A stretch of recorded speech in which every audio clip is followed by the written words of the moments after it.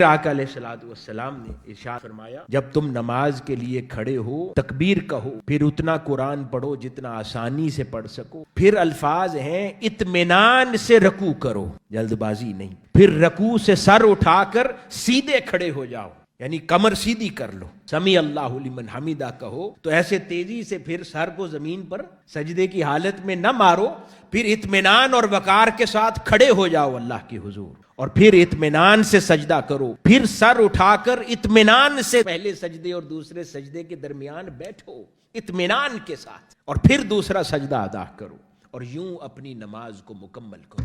یہ حدیث مبارکہ، یہ تعدیل ارکان ہے کہ ہر ایک رکن کے درمیان اطمینان، اعتدال اور وقار کے ساتھ، جس میں حسن ہو، جلد بازی نہ ہو، اللہ رب العزت کے حضور کھڑا ہونا ہے، اس میں ایک وقار ہو، اطمینان ہو، سکون ہو، دل جمی ہو، ہر رکن کو پراپر ٹائم دے کر